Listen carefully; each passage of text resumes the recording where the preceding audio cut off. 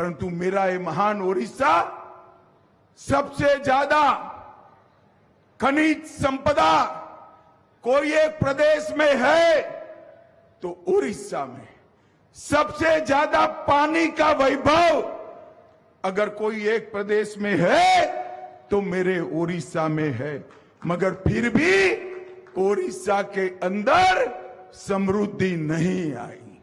लाखों करोड़ों उड़ीसा वासी मजदूरी करने के लिए मुंबई, गुजरात, दिल्ली, बेंगलुरु, पंजाब तक जा रहे हैं।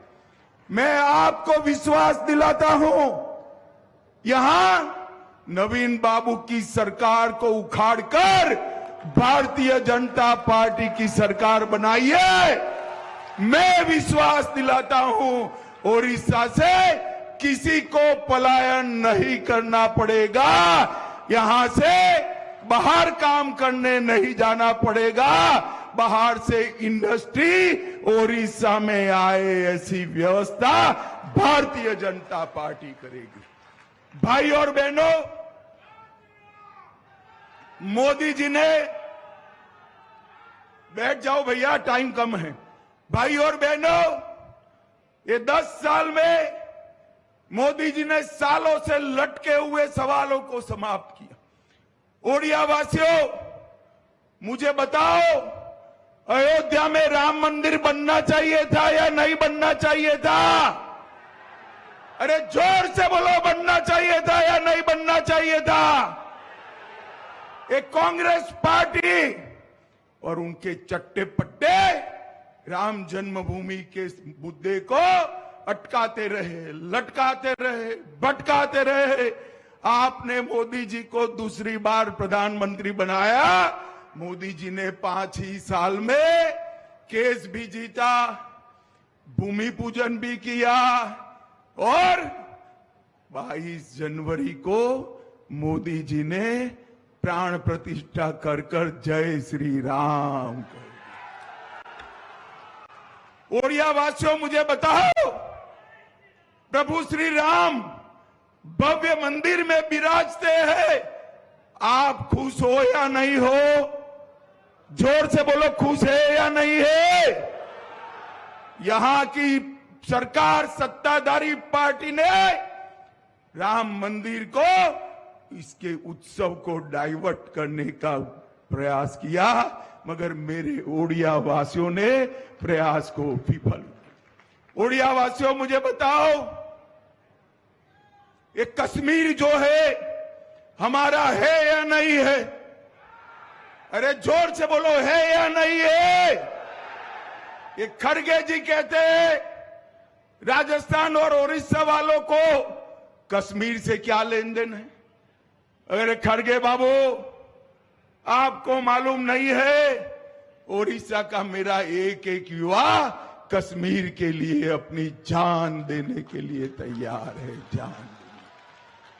ये धारा 370 जो कश्मीर को बाकी के भारत से अलग रखती थी, 70 साल तक ये कांग्रेस पार्टी ने धारा 370 को एक अनौरस बच्चे की तरह अपनी गोदी में खिलाया।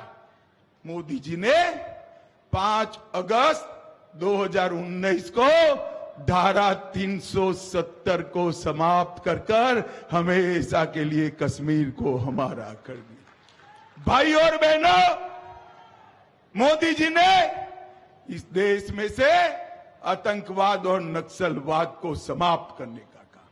10 साल तक सोनिया मनमोहन सरकार थी, आए दिन पाकिस्तान से आलिया, मालिया, जमालिया आते थे और बम धमाके कर कर चले जाते थे। नरेंद्र मोदी सरकार बनी। अरे बैठ जाओ भैया, कैमरा वाले हैं, बैठ जाओ, बैठ जाओ, बैठ जाओ।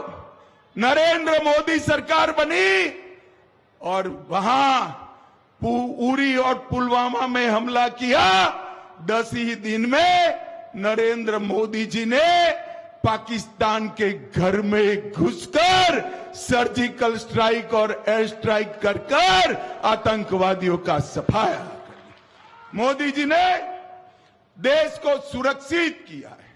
मोदी जी ने करोड़ों गरीबों का कल्याण करने का काम किया है। ओडिया वासियों, मैं आज बताने आया हूं, देश में 80 करोड़ गरीबों को प्रति व्यक्ति प्रति माह 5 किलो चावल नरेंद्र मोदी भेज रहे हैं।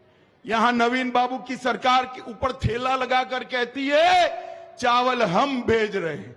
ये झूठ है। जो चावल मिल रहा है वो नरेंद्र मोदी सरकार भेज रही है। भाइयों बहनों, नरेंद्र मोदी 12 करोड़ गरीबों के घर में शौचालय बनाया, 4 करोड़ घर बनाए, 10 करोड़ माताओं को गैस का सिलेंडर दिया और 14 करोड़ लोगों को नल से जल देने का काम नरेंद्र मोदी सरकार ने किया।